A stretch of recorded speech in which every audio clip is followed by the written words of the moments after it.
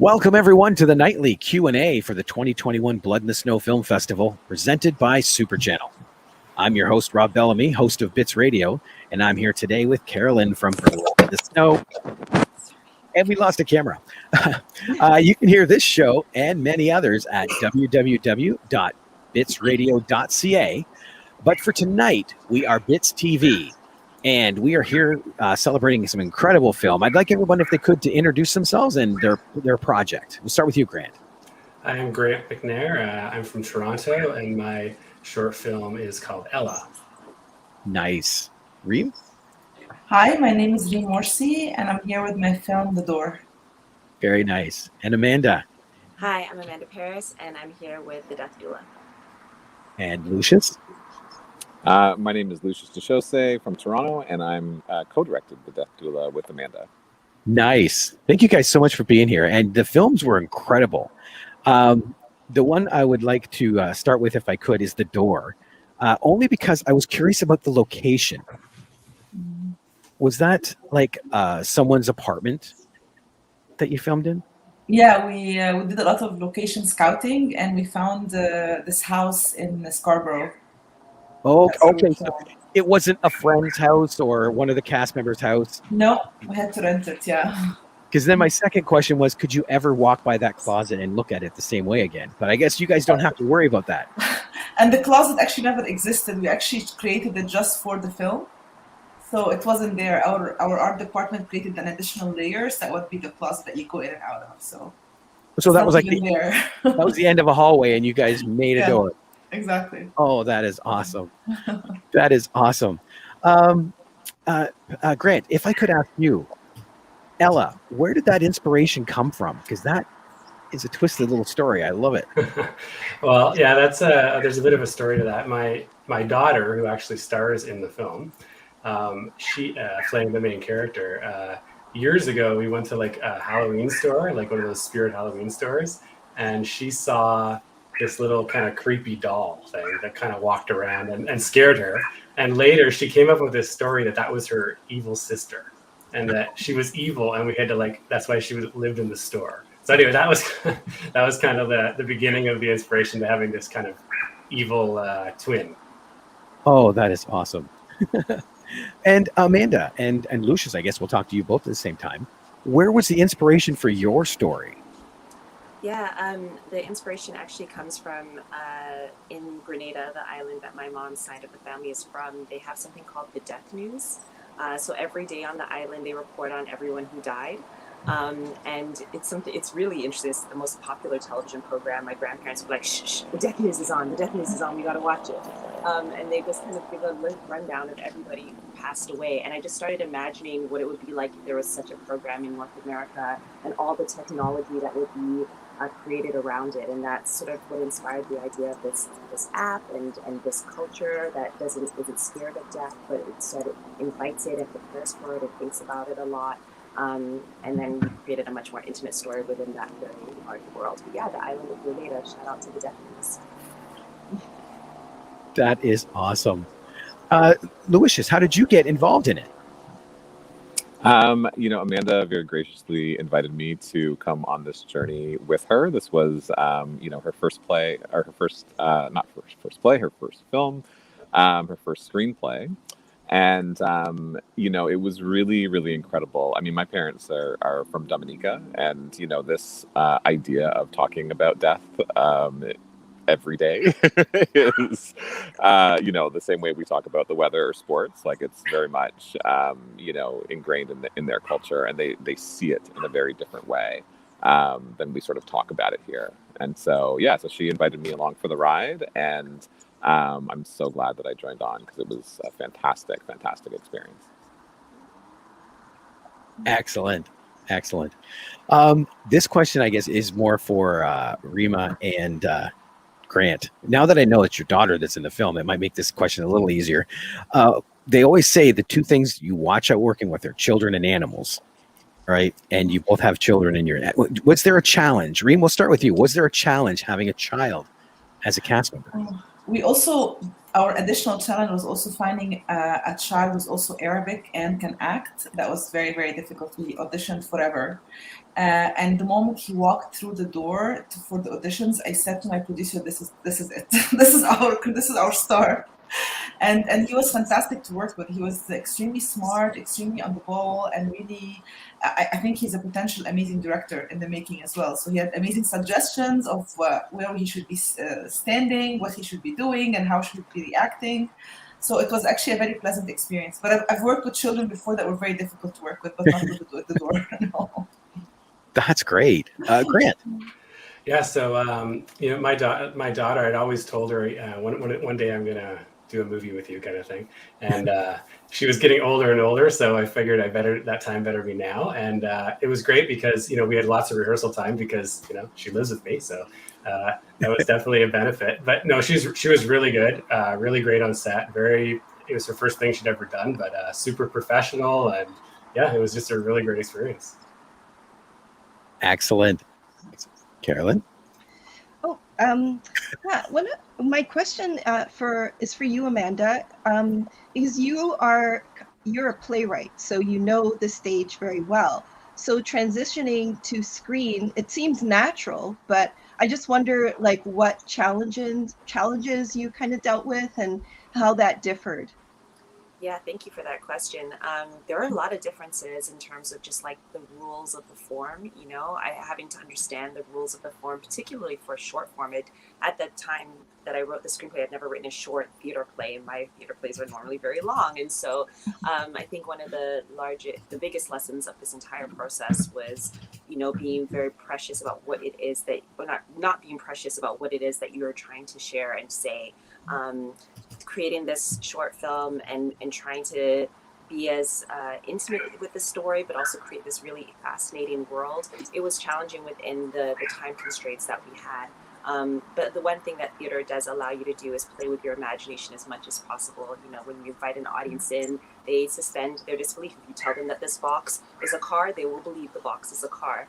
And I think that was a really beautiful asset to go into this process with, is to say we can create anything that we want with this. But Lucius was so helpful. He's also an editor. And so, he kind of came in with the proverbial red marker and was like, Amanda, this the screenplay that you've written is not going to be the short that you want it to be. And so we started cutting down certain things from the very beginning.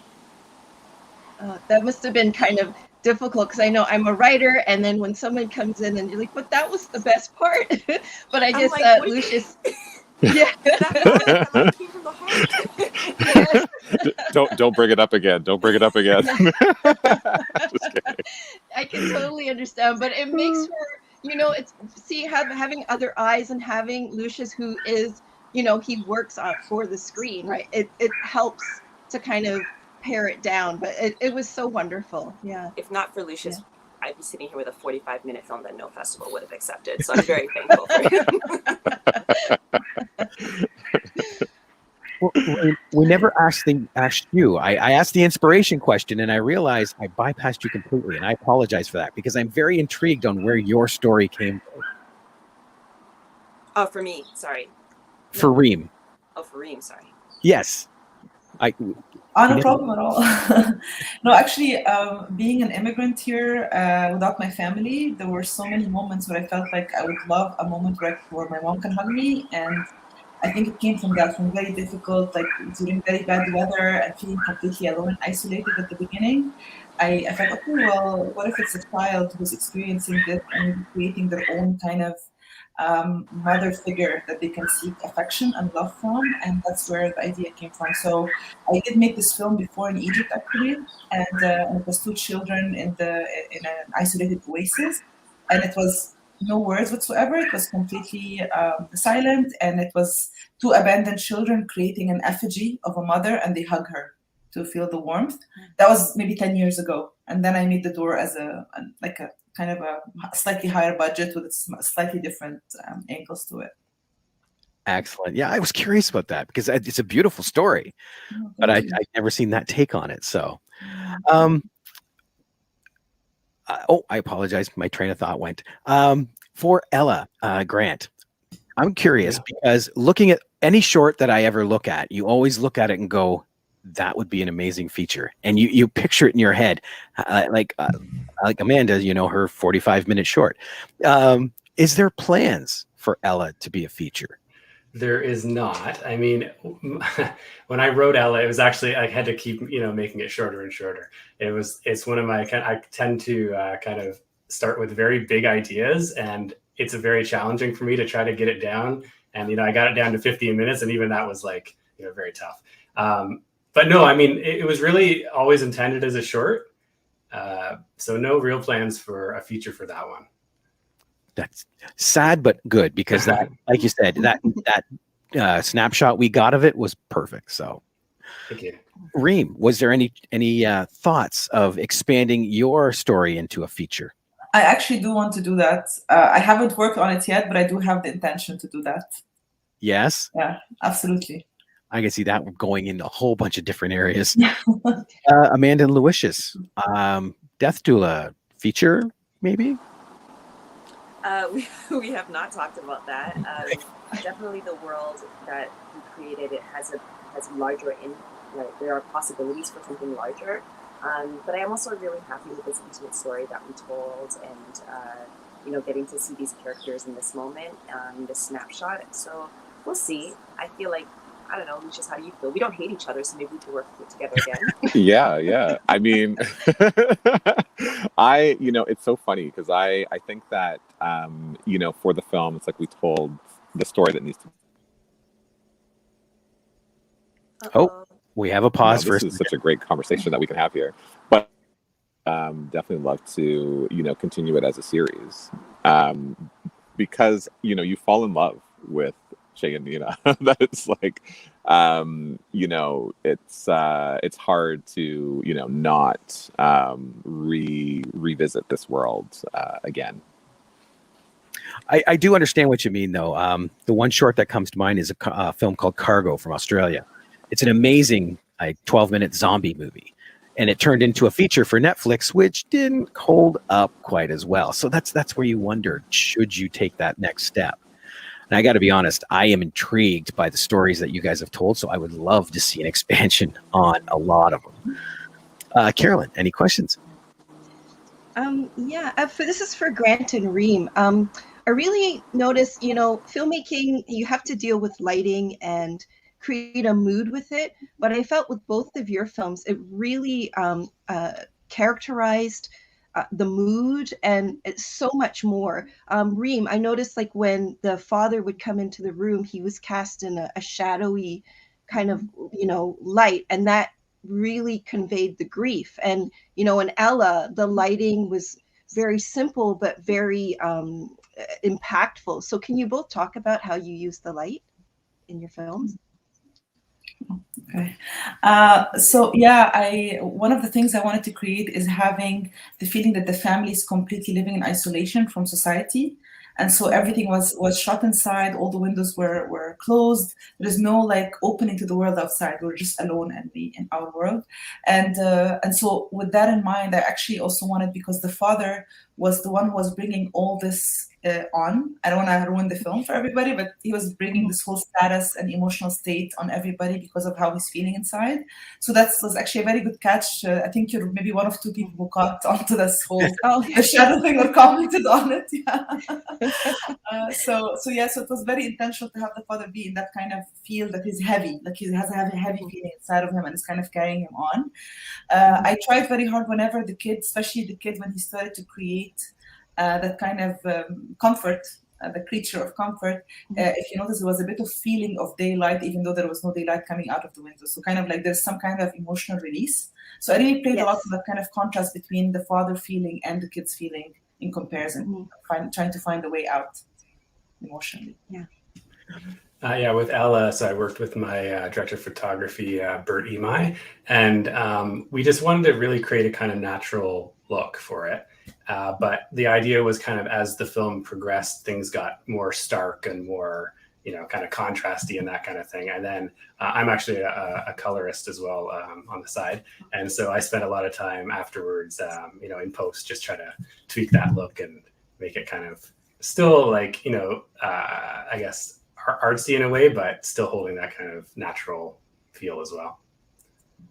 Oh, great. And, I noticed with the Death Doula, even though it was dealing with death, like something very dark. It was very bright and it was very light. And I really, I love that because it warmed up that story and that, I guess that impending doom. It gave it like a warmth. So I just thought it was really interesting. Lucius, go ahead. I can see that you're reaching for that mute button. Yeah, it's we wanted to make a really beautiful film because we knew that the film centers around death, but it also centers around this beautiful love story.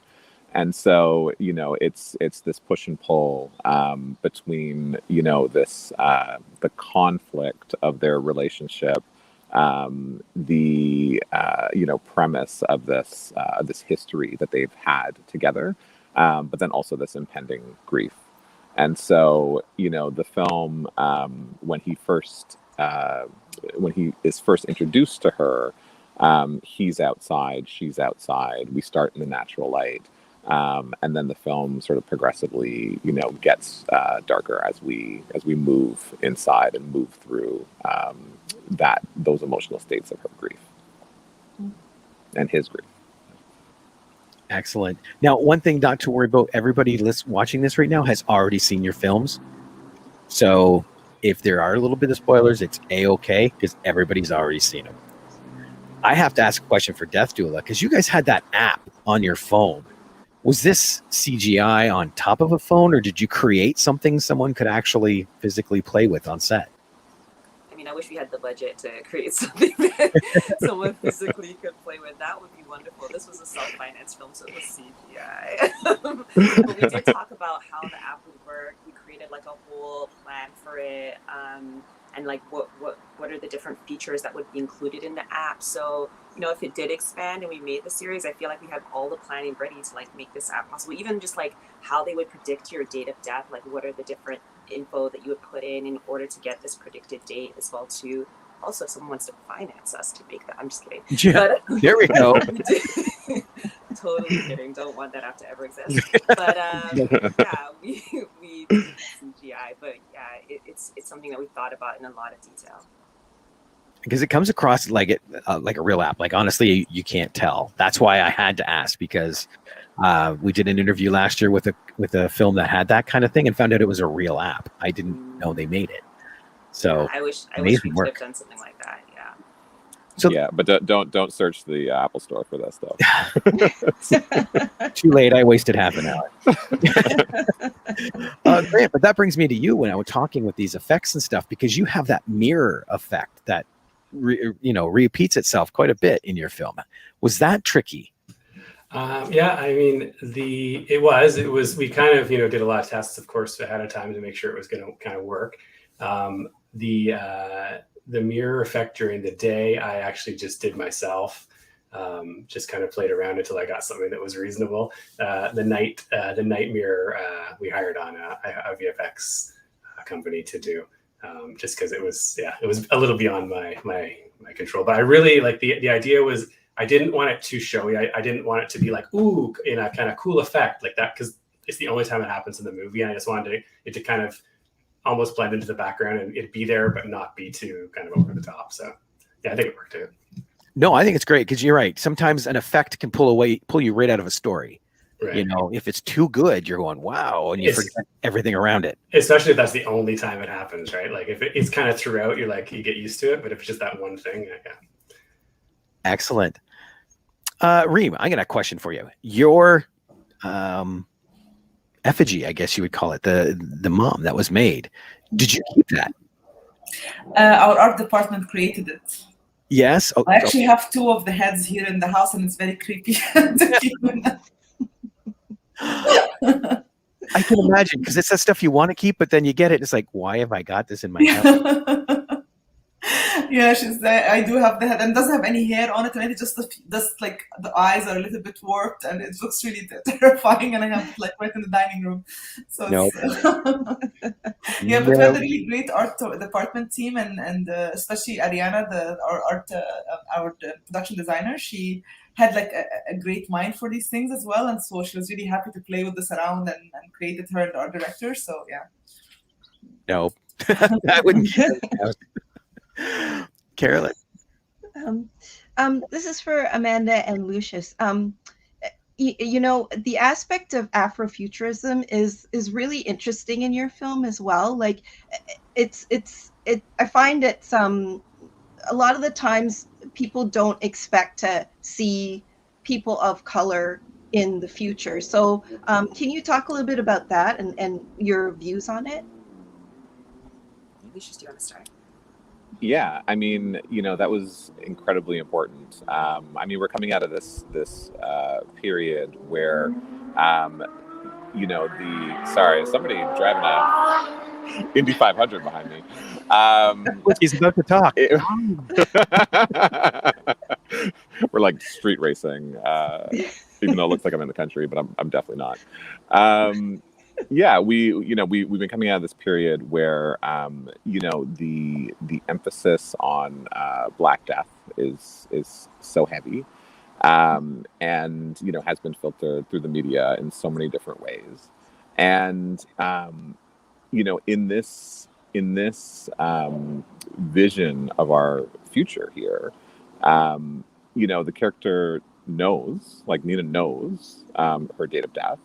And she has agency around, you know, how she wants to spend these final moments, the character that she wants to be with her, to be by her side, to guide her through. And that's a really empowering thing, to be able to tell your story and your legacy and how you're going to spend those final moments, you know, in this period. And so, you know, that sort of strength, and not having that taken away from her throughout, was very important in how we want to envision this piece. And this is, you know, the world is like a Black sci-fi world, you know, that we also rooted in very real, you know, emotions throughout.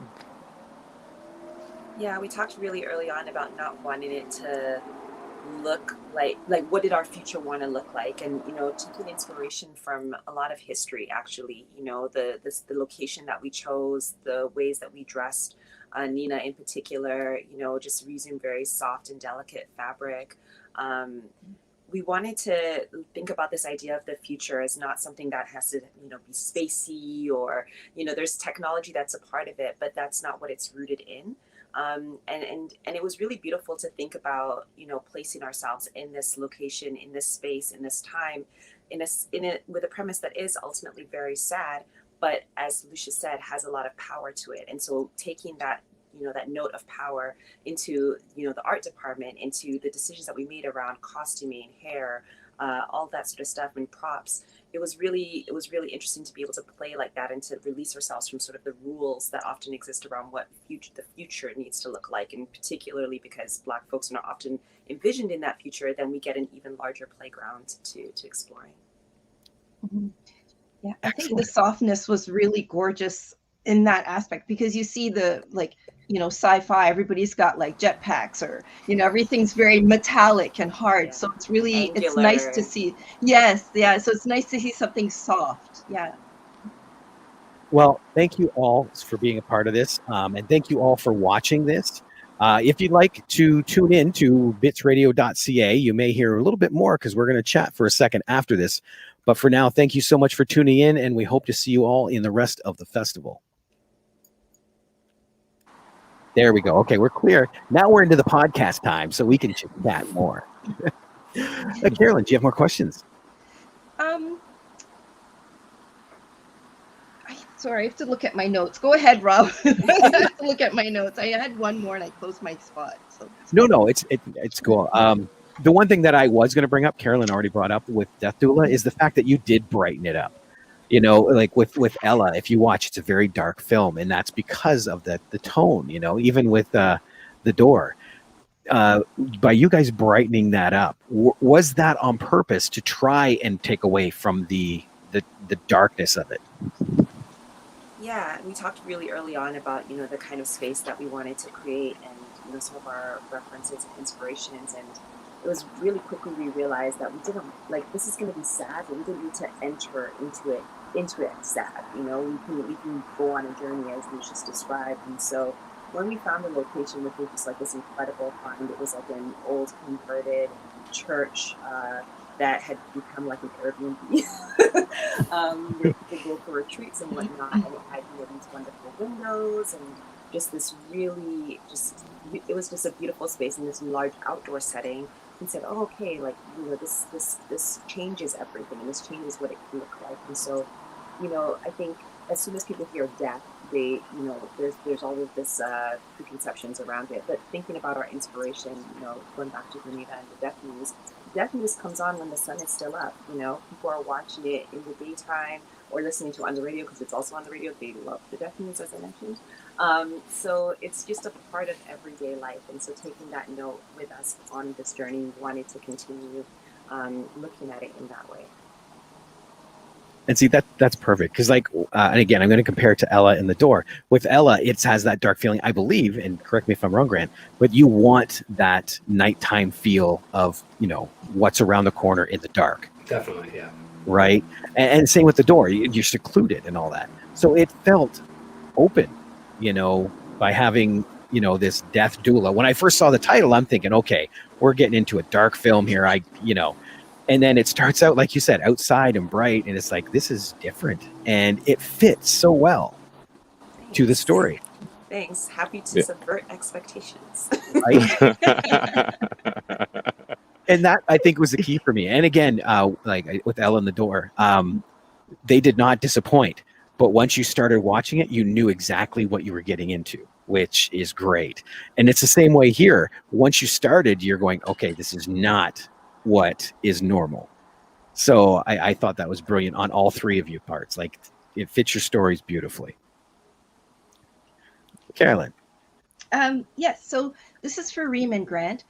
You both do a film from a child's perspective, and I think it's really, there's a purity to that. Like, you don't have to overcomplicate it when it comes to children. However, I'm sure you had to hold yourselves back, I would imagine, because you're like, well, a kid wouldn't do that. So if you could both talk about that. Oh, well, Grant first. Yeah.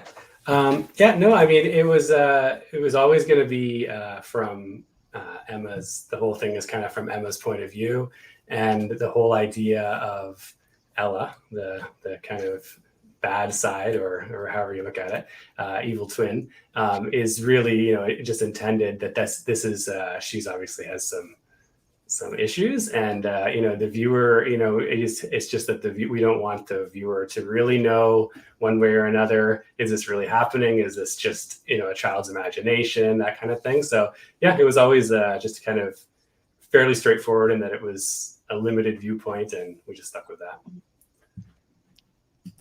And Reem?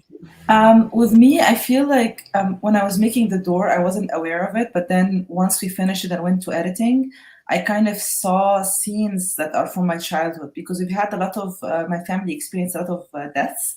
And I didn't know where these scenes were coming from until I actually saw them in front of me.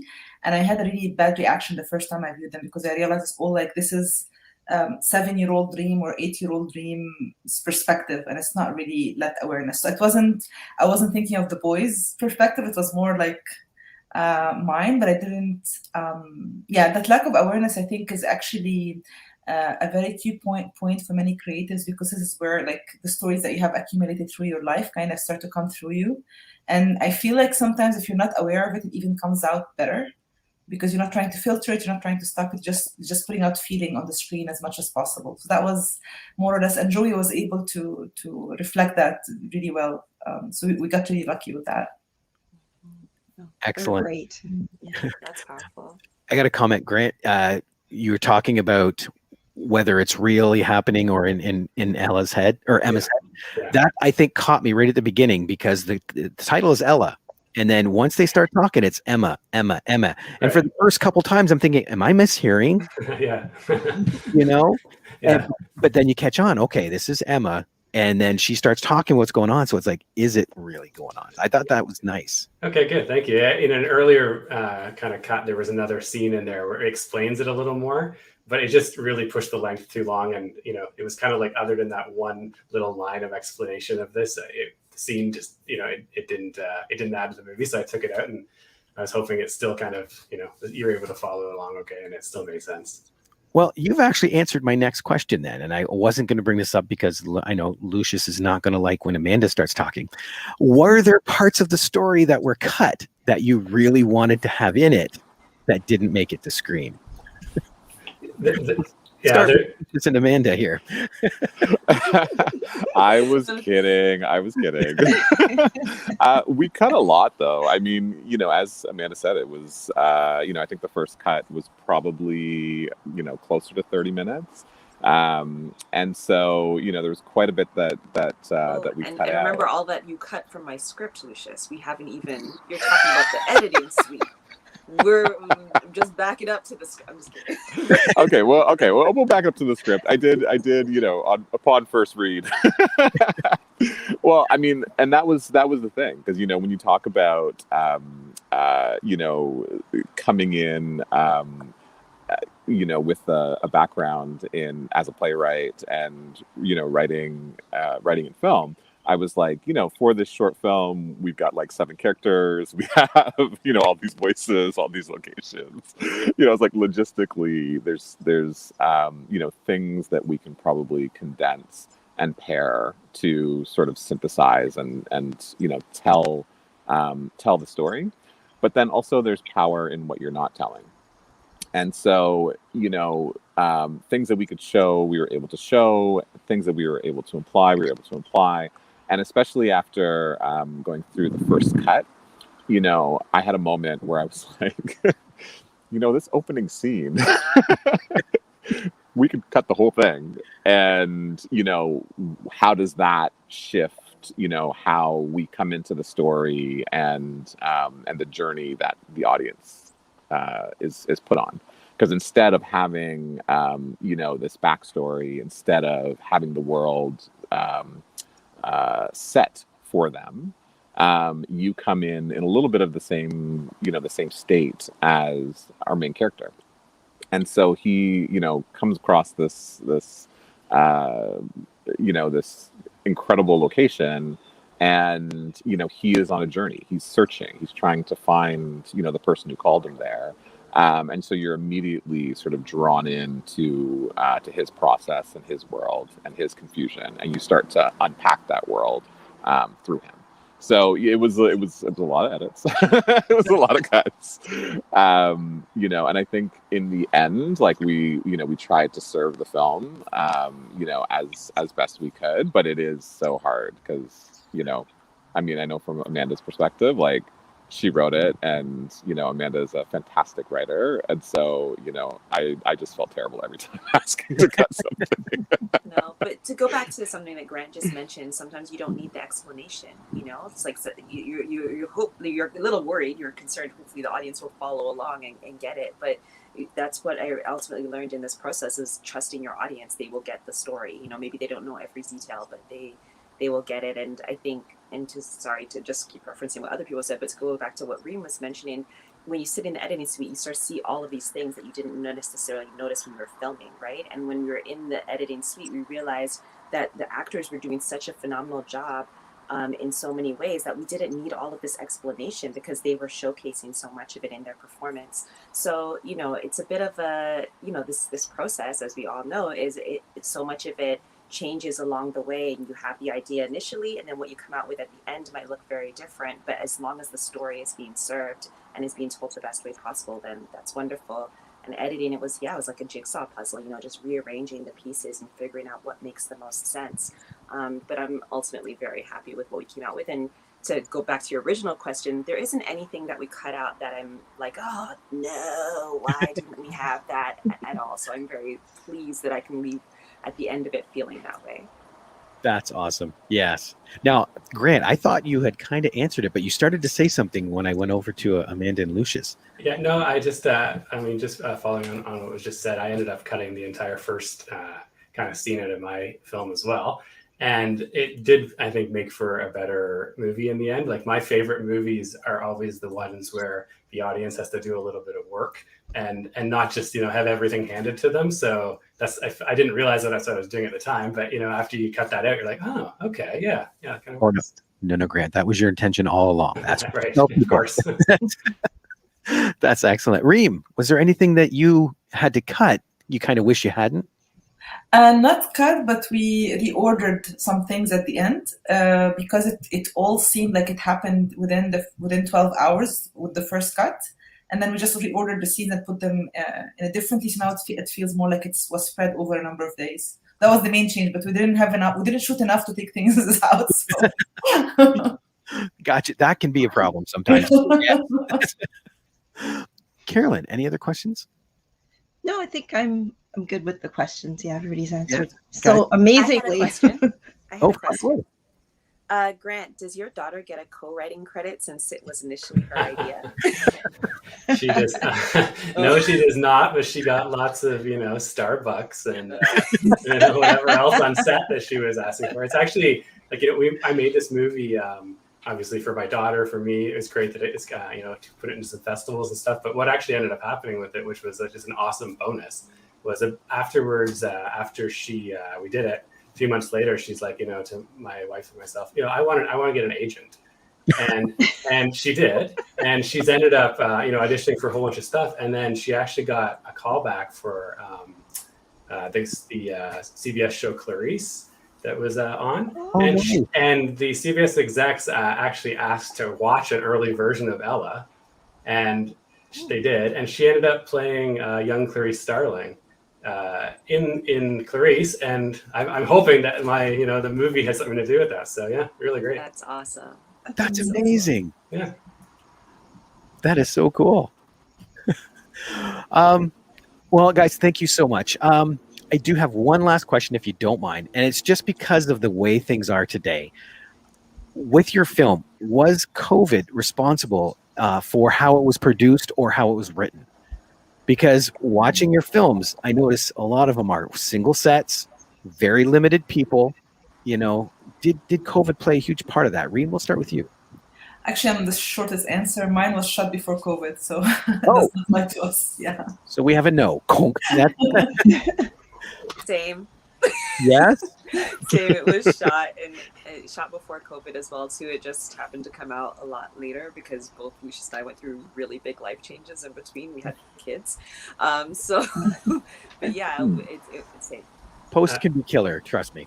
Same with me. Really? Okay. Yeah. Oh, wow. So you guys were COVID cool before COVID was cool. I see what's going on here. Very nice trend setting. Well, thank you so much for being on the podcast. Anytime you guys have stuff you want to talk about, please feel free to come back anytime. But as for Carolyn and myself, this is it for Bits Radio. We will talk to you all later. Thank you. Thanks Thanks for having us. Bye. Thank you.